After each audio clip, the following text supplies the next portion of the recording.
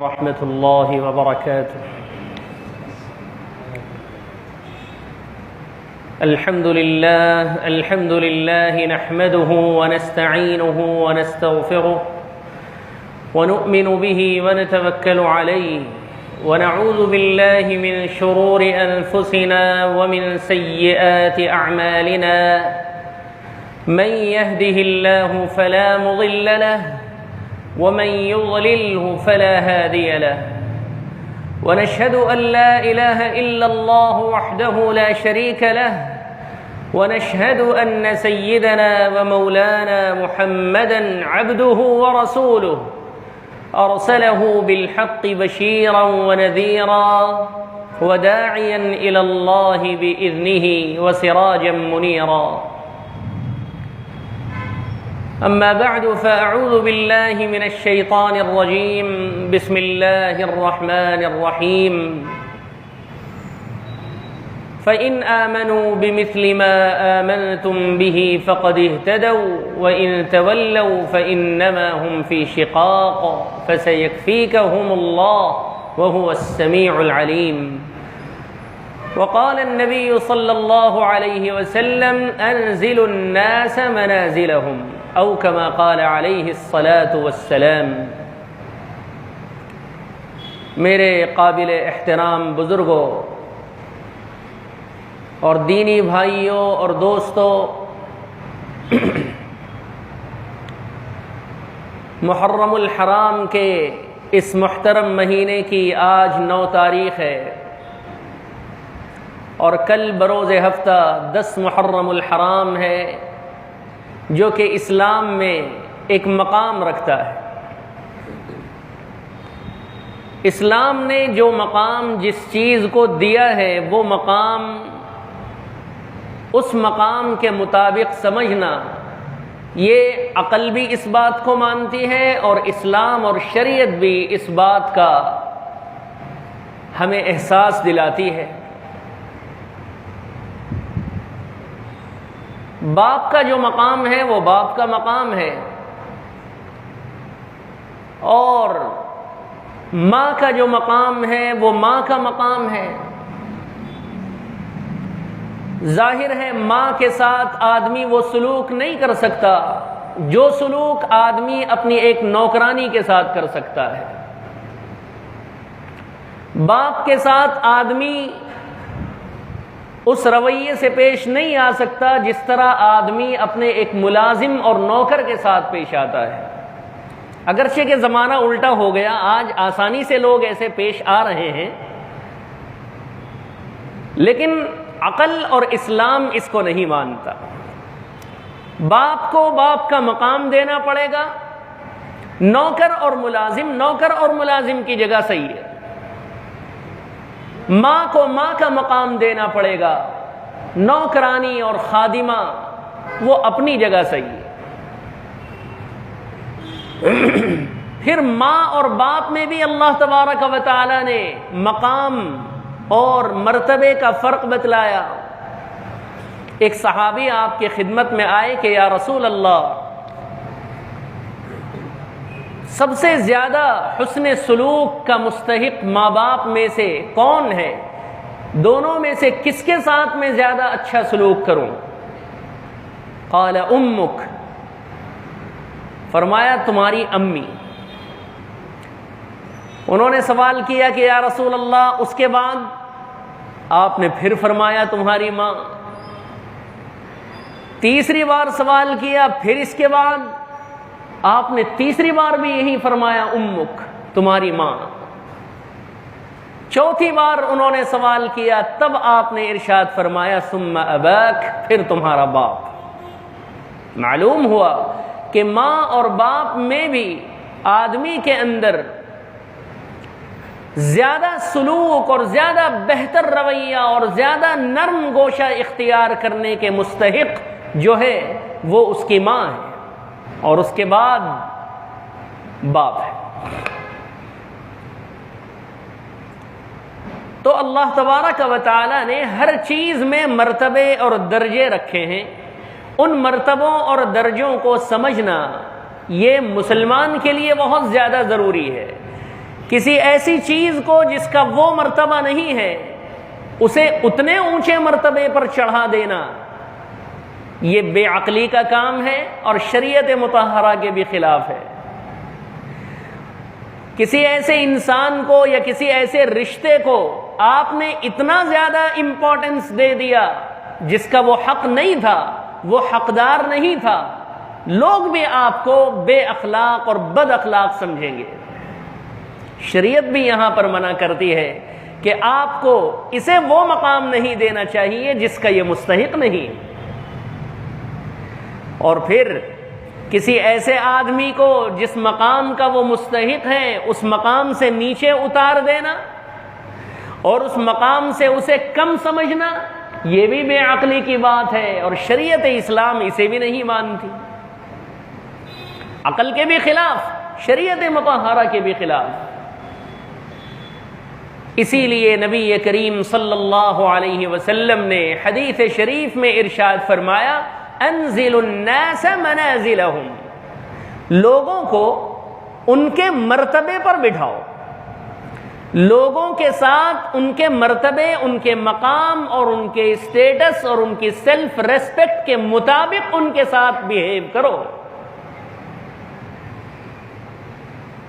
Doctor صاحب ہیں، قابل عزت، قابل احترام، انجینئر اور ڈاکٹر، اور اسی طرح وکیل، جج، قابل عزت اور قابل احترام ہیں، معاشرے میں ان کی ایک بڑی قابل قدر خدمت ہوتی ہے۔ ان کے برخلاف کوئی ایسا آدمی جس کی معاشرے میں کوئی قابل قدر خدمت نہیں، وہ مزدوری کر کے اپنا پیٹ پالتا ہے، ایز اے ہیومن آپ اس کا احترام اور عزت تو کریں گے، لیکن یہ مطلب نہیں کہ آپ اسے کرسی پر بٹھا دیں اور ایک مجمع میں ایک سٹیج پر اسے لے آئیں۔ اسلام کے بھی خلاف ہے، عقل بھی اسے قبول نہیں کرتی۔ تو بالکل نبی کریم علیہ الصلاۃ والسلام نے یہ نصیحت فرمائی، انزل الناس منازلہم، لوگوں کو ان کے مرتبے پر اتارو، ان کے مرتبے سے کسی کو نہ گھٹاؤ، ان کے مرتبے سے اوپر نہ کسی کو چڑھاؤ۔ خود نبی کریم صلی اللہ علیہ وسلم کے پاس ایک صحابی آئے کہ یا رسول اللہ، فلاں ملک میں ہم گئے ہوئے تھے، وہاں دیکھا کہ جو اپنی قوم کا سردار ہوتا ہے، اپنا بادشاہ اور حاکم ہوتا ہے، لوگ اسے سجدہ کرتے ہیں۔ آپ سے زیادہ بڑا سردار اور آپ سے زیادہ قابل عزت اور احترام کون ہو سکتا ہے؟ ہمارا دل چاہتا ہے کہ ہم آپ کو سجدہ کریں۔ آپ صلی اللہ علیہ وسلم نے فرمایا، لو كنت آمرا احدا ان يسجد له لاحد، اگر میں کسی کے لیے سجدہ کرنے کا حکم دیتا، لَأَمَرْتُ الْمَرْأَةَ أَن تَسْجُدَ لِزَوْجِهَا، تو میں بیوی کو حکم دیتا کہ اپنے شوہر کے لیے سجدہ کیا کرے، لیکن میں حکم نہیں دیتا کسی کو سجدہ کرنے کا، کیونکہ شوہر کا وہ مقام ہے اور ہونا چاہیے بیوی کے پاس۔ اتنا زیادہ بڑا مقام ہے شوہر کا کہ بیوی، اللہ کے نبی علیہ السلام چاہتے تو حکم کر دیتے کہ سجدہ کر اس کے لیے، لیکن شریعت کی روح اور شریعت کا مزاج نہیں ہے کہ اللہ رب العالمین کے سوا کسی کے سامنے سجدہ کیا جائے، کسی کے سامنے سر جھکایا جائے۔ نبی کریم نے صلی اللہ علیہ وسلم نے اس وجہ سے سجدہ کرنے کا حکم نہیں دیا، ورنہ قریب تھا کہ آپ دے دیتے۔ تو آپ نے اپنے لیے سجدے کو بھی منع فرما دیا کہ اگر سجدہ کسی کے لیے سوٹ ہو سکتا تھا تو بیوی پر ہوتا کہ وہ شوہر کو سجدہ کرے، میں تو بالکل نہیں اس کا مستحق ہوں کہ مجھے سجدہ کیا جائے۔ اور پھر آپ نے نصیحت فرمائی کہ اللہ کے سوا کسی کے لیے یہ زیبا نہیں دیتا کہ کسی کو سجدہ کرے، صرف اور صرف اللہ کے لیے سجدہ مناسب ہے اور زیبا دیتا ہے اور سوٹ ہوتا ہے۔ پھر ایک موقع پر آپ نے فرمایا، لا تطرونی کما اطرت النصارى عیسی ابن مریم، میری تعریف میں اتنا زیادہ آگے نہ بڑھ جاؤ جیسے کہ عیسائی لوگ حضرت عیسیٰ کی تعریف میں حد سے آگے بڑھ گئے، گزر گئے۔ انما انا عبد اللہ ورسولہ، میں تو اللہ کا ایک بندہ اور اس کا رسول ہوں۔ فقولوا عبد اللہ ورسولہ، تم بھی مجھے اللہ کا بندہ اور اس کا رسول کہو۔ بس عیسیٰ علیہ السلام کو اتنا اوپر انہوں نے چڑھا دیا جس کے وہ مستحق نہیں تھے، خدا کا بیٹا بنا دیا اور خدا کی شان میں گستاخی کی۔ خدا کا بیٹا بنانے کا مطلب مریم خدا کی بیوی ہوئی، نعوذ باللہ من ذالک۔ کون جو ہے ایک پاک دامن انسان اس بات کو مان سکتا ہے کہ رب العالمین نے ایک انسان عورت کے ساتھ ایسا تعلق قائم کیا ہو جس سے اولاد کا وجود ہو گیا ہو؟ اللہ رب العزت کی شان میں یہ کتنی گندی بات ہے اور کتنی بڑی گستاخی ہے۔ اور حضرت عیسیٰ کو بیٹے سے اٹھا کر پھر خدا بنا دیا کہ یہ خدا ہے، اور ان سے اپنی حاجتیں مانگنے لگ گئے اور ان کو اپنا رب تسلیم کرنے لگ گئے۔ تین خداؤں میں سے ایک خدا وہ حضرت عیسیٰ کو بھی مانتے ہیں۔ ایسے تم نہ کرنا، ہم کو ہمارے نبی صلی اللہ علیہ وسلم کی یہ نصیحت ہے۔ اسی لیے اس امت کو امتاً وسطاً کہا گیا ہے کہ یہ درمیانی امت ہے، یہ بیچ کا راستہ چلنے والی امت ہے۔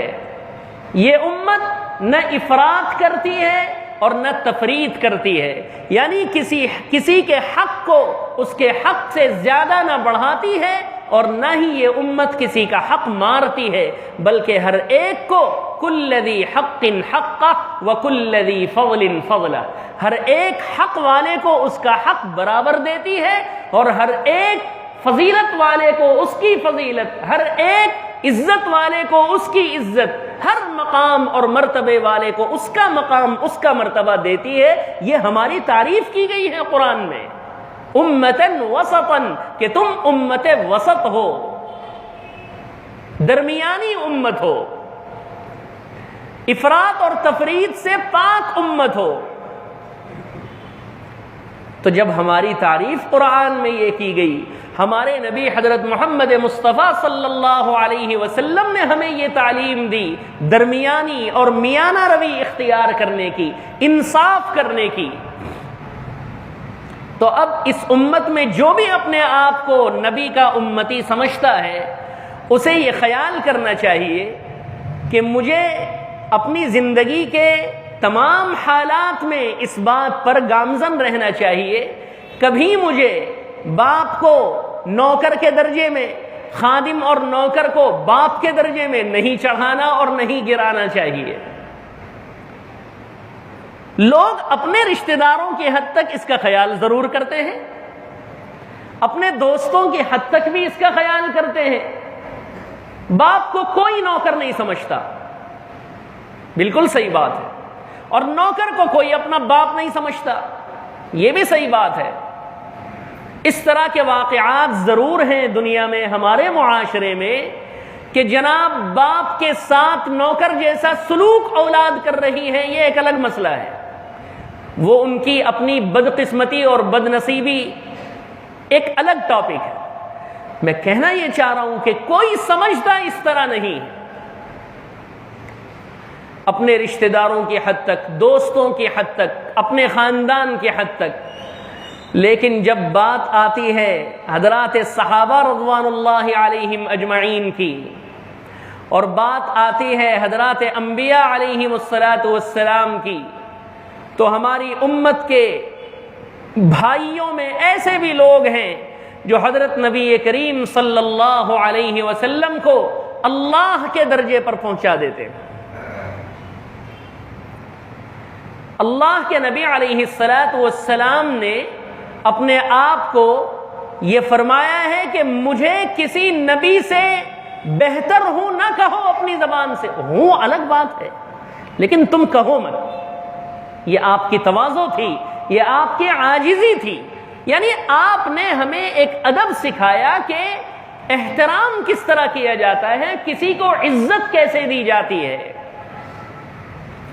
آپ نے ایک موقع پر ارشاد فرمایا، کہ اس نے غلط کہا جس نے یہ کہا کہ میں یونس علیہ السلام سے بہتر ہوں، اپنے بارے میں فرمایا، حالانکہ یہ فیکٹ ہے کہ آپ صلی اللہ علیہ وسلم حضرت یونس ہی نہیں، حضرت آدم علیہ السلام سے بھی افضل ہیں۔ حقیقت تو یہ ہے، لیکن ہمیں کہنے اور بولنے کی اجازت نہیں نبی کریم صلی اللہ علیہ وسلم کے سامنے کہ آپ فلاں سے بہتر ہیں۔ تلک الرسل فضلنا بعضهم على بعض، یہ نبیوں کی جماعت ہے۔ اللہ کہتے ہیں کہ نبیوں کی یہ مقدس جماعت ہے کہ ہم نے ایک نبی کو دوسرے نبی پر افضلیت دی ہے، ایک مقام بڑھایا ہے، ایک کا دوسرے سے مقام اونچا کیا ہے۔ یہ اللہ اور رسول کے بیچ کی بات ہے۔ ہمارے لیے کیا حکم ہے؟ لا نفرق بین احد منہم، یہ ہمارے لیے کہ ہم ان میں سے کسی کے درمیان کوئی فرق مراتب نہیں کرتے۔ ہمارے نبی ایسے، موسیٰ کے یہاں یہ مسنگ ہے، ہمارے نبی ایسے، عیسیٰ کے یہاں یہ مسنگ ہے، ہمارے نبی ایسے، اور حضرت ہارون ایسے نہیں تھے، حضرت نوح ایسے نہیں تھے، دیکھو حضرت نوح نے ایسا کیا، اس سچویشن پر ہمارے نبی نے ایسا نہیں کیا۔ غلط حرکت ہے، نبیوں کی شان میں گستاخی ہے۔ بہت سے دیندار ایسی غلطی کرتے ہیں، ان کو اپنی غلطی کا احساس ہونا چاہیے کہ کبھی کسی نبی کے ساتھ کمپیریزن نہیں کر سکتے آپ۔ یہ بہت بری حرکت ہے، غلط حرکت ہے، اس کو آپ خدا کے لیے اچھی طرح سمجھ لیجئے اس بات کو کہ کسی نبی کے ساتھ دوسرے نبی کو آپ کمپائر کرتے ہوئے ایک نبی کو اونچا نہیں دکھا سکتے، اگرچہ کہ ان فیکٹ وہ نبی ان سے اونچے ہوں، بڑے ہوں۔ لا نفرق بین احد منہم، ان میں سے ہم کسی کی کوئی گستاخی نہیں کرتے، کسی کے درمیان کمپیریزن نہیں کرتے، فرق کرنا ایک یہ ایسے ہیں اور وہ ویسے ہیں، لا نفرق، ہم یہ فرق نہیں کرتے۔ ہمارے لیے حکم ہے، نبیوں کے لیے یہ تعلیم دی گئی، اور امت میں سے ہمارے مسلمان بھائی نبی کو اللہ کے درجے میں لے جاتے ہیں، غلط کرتے ہیں، انہیں تنہائی میں سوچنا چاہیے۔ پھر اللہ رب العزت کے کسی ولی کو اللہ تبارک و تعالی نے کسی انسان کو دنیا میں مقبولیت دی، انہوں نے دنیا میں رہ کر ایسے بہترین کام کیے، اچھے کام کیے، اور لوگوں کو اسلام کی طرف بلایا، پوری زندگی ان کی دودھ کی طرح سفید، شہد کی طرح میٹھی، مشک کی طرح خوشبودار۔ جب وہ اس دنیا سے چلے گئے، لوگوں نے ان کے مزار بنا کر انہی کو خدا سمجھ لیا، اور ان کے مزار کا طواف بھی کرنے لگ گئے۔ حالانکہ طواف تو ہم نے یہ سنا ہے کہ صرف اور صرف کعبۃ اللہ کا ہوتا ہے، جو اللہ کا گھر ہے، اور وہ بھی اس کا چکر اس لیے مارتے ہیں کہ ہم نے اپنے نبی صلی اللہ علیہ وسلم کو اس کا طواف کرتے ہوئے سنا ہے۔ صحابہ اس لیے کعبۃ اللہ کا طواف کرتے تھے، انہوں نے اپنے نبی کو اپنی آنکھوں سے اس کا چکر مارتے ہوئے دیکھا تھا۔ اگر انہوں نے حضور کو نہ دیکھا ہوتا، وہ کبھی اس پتھر کی عمارت کے اطراف نہ گھومتے۔ حضرت عمر نے جب وہ حجر اسود کو، اس کالے پتھر کو جو جنت سے آیا ہوا تھا، بالکل سفید تھا، لوگوں کے گناہ چوس چوس کر کالا ہو گیا، صحیح حدیث کا یہ مضمون ہے، وہ جب جنت سے آیا تو دودھ سے بھی زیادہ سفید تھا، لیکن لوگوں نے جب اس کو چوما، اس کو بوسہ دیا، لوگوں کے گناہ چوسنے کی اللہ تعالیٰ نے اس کے اندر طاقت رکھی ہے، وہ چوس چوس کر کالا ہو گیا ہے، ایک دم بلیک ہو گیا، اور اس کا نام ہی پڑ گیا الحجر الاسود، کالا پتھر۔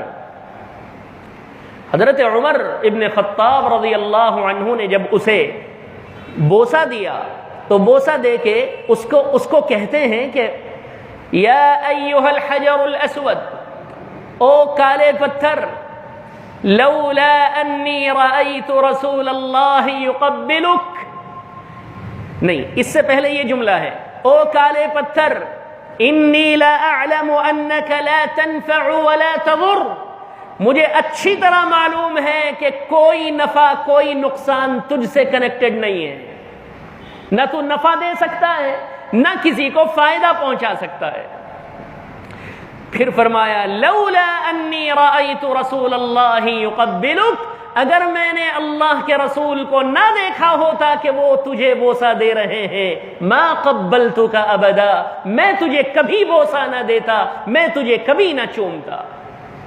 یہ مسلمانی شان ہے، یہ توحیدی شان ہے، یہ شرک سے بیزاری والی چیز ہے۔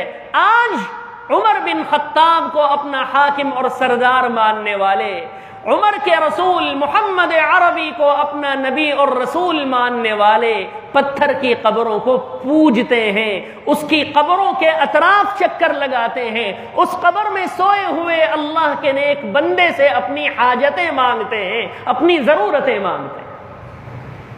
کتنا فرق ہو گیا ہم میں اور ان میں، وہ بھی مسلمان تھے اور ہم بھی مسلمان ہیں۔ یہ میں عرض کرنا چاہ رہا ہوں، جو میں نے مضمون شروع کیا تھا کہ جس کا جو مقام ہے وہ مقام دینا چاہیے، اس اللہ کے نیک بندے کا یہ مقام ہے کہ اب وہ عالم ارواح میں، عالم برزخ میں اللہ کے حوالے ہیں، ان سے دنیا میں علم کا نور پھیلا، عبادت کا نور پھیلا، ان سے ہمیں اس لیے محبت ہے کہ وہ اللہ کے دوست تھے۔ آپ ان کی قبر پر جائیے، ان کے لیے کچھ دعا فرمائیے، آپ ان کی قبر پر جا سکتے ہیں، ان کی زیارت اس حیثیت سے کر سکتے ہیں کہ یہ اللہ کے ولی ہیں۔ آپ ان کے لیے ثواب پہنچائیے، آپ ان کے لیے رحمت کی دعا کیجئے، آپ ان کے لیے مغفرت کی دعا کیجئے، آپ ان کے لیے بلند درجوں کی دعا کیجئے۔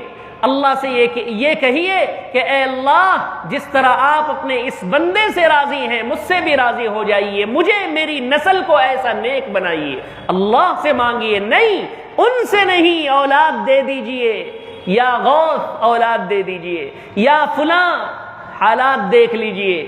یہ ہمارے امت کے بھائیوں کا حال ہو گیا۔ یہ مرتبے میں فرق نہ پہچاننے کی غلطی کی وجہ سے ہوا کہ ہم نے خدا کو خدا کا مرتبہ نہیں دیا اور خدا کے مخلوق کو مخلوق کا مرتبہ نہیں دیا۔ مخلوق کو ہم نے خدا سمجھ لیا اور ان کے گھر، ان کے مزار، ان کی قبر کو ہم نے خدا کا گھر سمجھ لیا، اسی لیے اس کے طواف کرتے ہیں، چکر کاٹتے ہیں۔ یہ ہمارے مسلمان بھائیوں کا حال ہے۔ پھر اور اللہ سے نیچے اتریے، نبی کا درجہ بیان کر چکا، نبی سے اور نیچے آئیے صحابہ کے درجے میں بھی ہم فرق کرتے ہیں۔ اب اپنے آپ کو مسلمان کہنے والے بھائی، ہم دیکھتے ہیں کہ صحابہ میں بھی بڑی گڑبڑ کرتے ہیں۔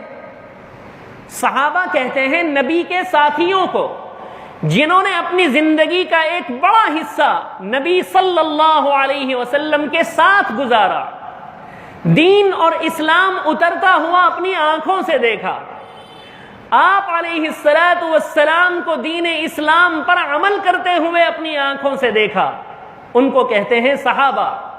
حضرت نبی کریم صلی اللہ علیہ وسلم نے ان کا مرتبہ بھی بتلا دیا کہ کس کو کس مقام پر رکھنا ہے،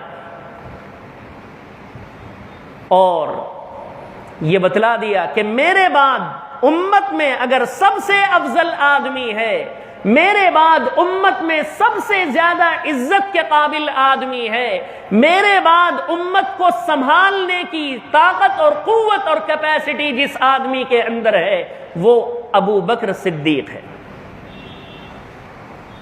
یہ فیصلہ، یہ تھنکنگ، یہ اوپینین، یہ آرڈر حضرت نبی کریم صلی اللہ علیہ وسلم کا ایک دم اپنا ہے، ذاتی ہے، پرسنل ہے۔ آپ نے یہ فیصلہ دیا، آپ کی یہ رائے تھی اور آپ کا یہ مقصد تھا کہ امت کو بتلائے میرے بعد اگر سب سے افضل آدمی ہے وہ ابو بکر ہے۔ چنانچہ ساری امت نے آپ کو اپنا خلیفہ تسلیم کر لیا اور نبی کریم علیہ الصلاۃ والسلام کے بعد حضرت ابو بکر صدیق رضی اللہ عنہ خلیفۃ المسلمین بنا دیے گئے۔ آپ نے واضح طور پر نہیں کہا کہ امت میں اختلاف ہو جائے گا کہ میرے بعد مسلمانوں کے خلیفہ ابو بکر ہے، آپ نے کوئی وصیت نہیں فرمائی اور آپ نے اپنی زبان سے بھی اعلان نہیں کیا۔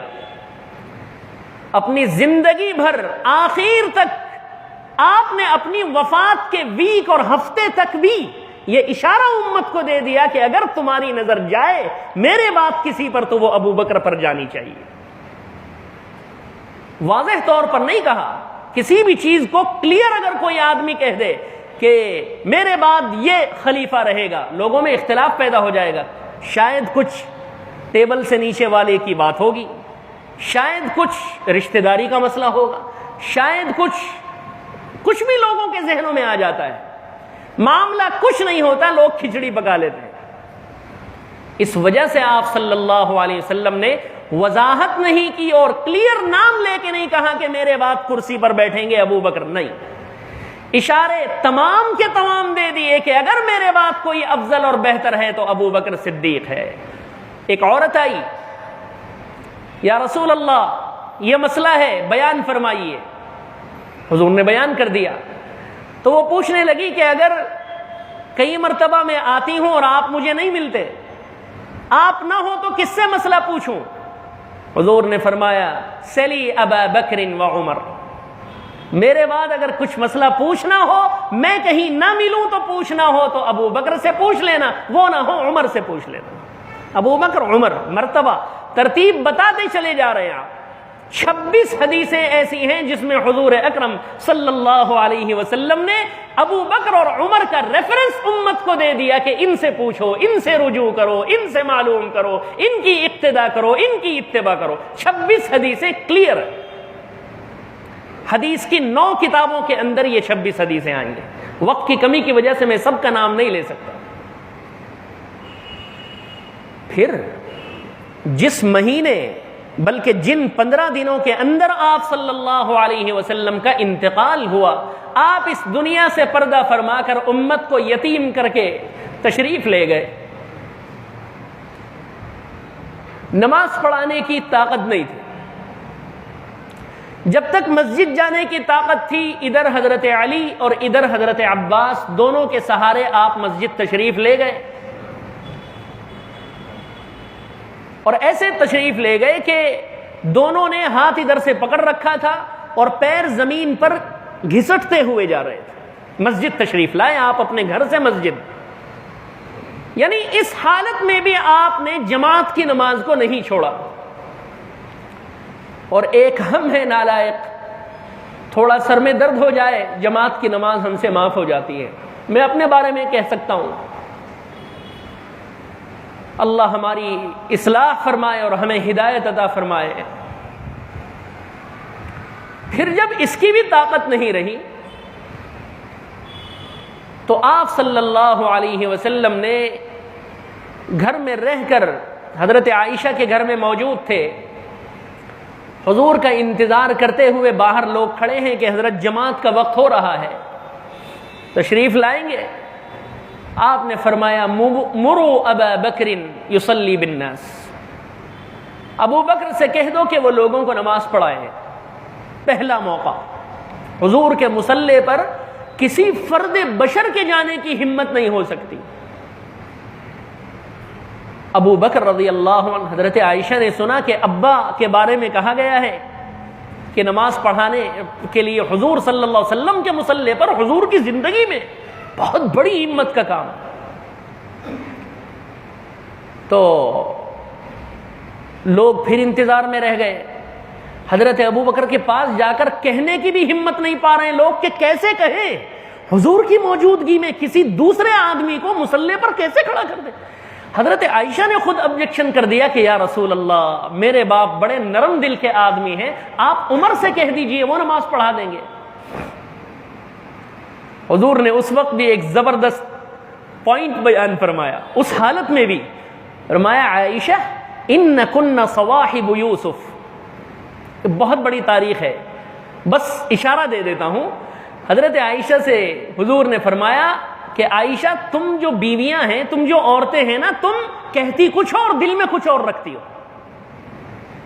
یہ مطلب ہے انکن صواحب یوسف کا مطلب ہے کہ حضرت یوسف کی جو عورتیں تھیں جنہوں نے حضرت یوسف کی خوبصورتی اور حسن کی تعریف کی تھی اور اپنی انگلیاں کاٹ لی تھی پھل کاٹنے کے بجائے، دل میں حضرت یوسف کی محبت، اور اوپر کہہ رہی ہیں آپ تو فرشتہ ہو. اس کی مثال دے کے حضور نے فرمایا عائشہ تم کہتی ہو کہ میرا باپ بڑا نرم دل ہے، عمر کو کہہ دو، حالانکہ تمہارے دل میں خوش ہو رہی ہو تم کہ میرے باپ کو یہ مقام مل رہا ہے، اور اوپر کہتی ہو عمر کو کہہ دو۔ یہ مقصد تھا حضور کے فرمانے کا۔ یہ ایک عورتوں کی نفسیات کو پہچاننے کا ایک گر اور ایک تعلیم اللہ کے نبی نے شوہروں کو دی۔ تو الغرض 2-4 منٹ رہ گئے۔ حضرت ابو بکر صدیق رضی اللہ عنہ نے نبی کریم علیہ السلام کی زندگی میں آپ کی موجودگی میں 17 نمازوں کی امامت فرمائی ہے۔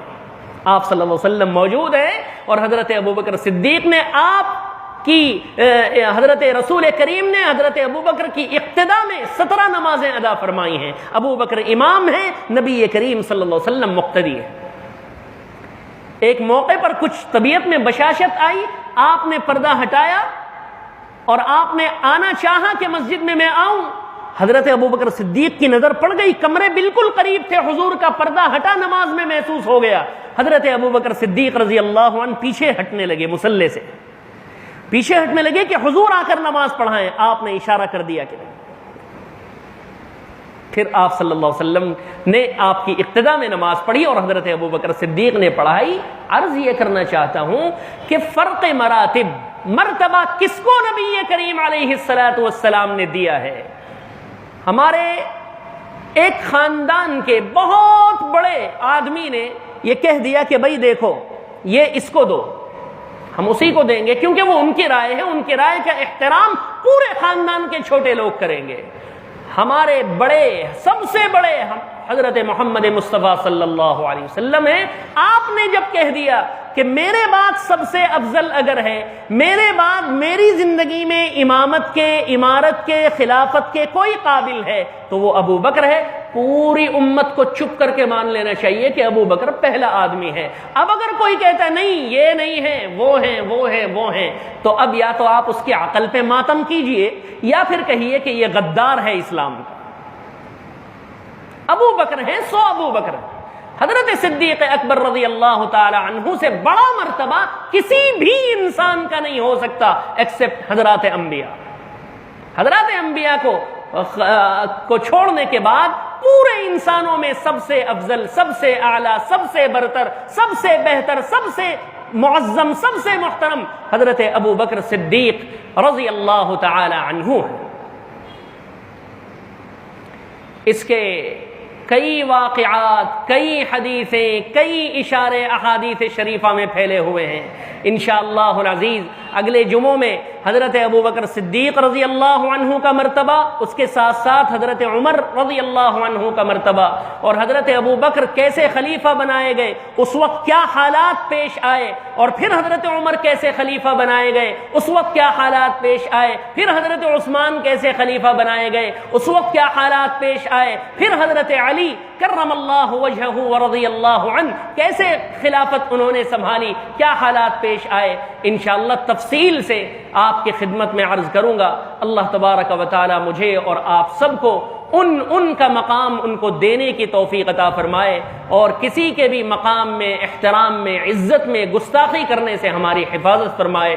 آمین۔ وآخر دعوانا ان الحمد للہ رب العالمین۔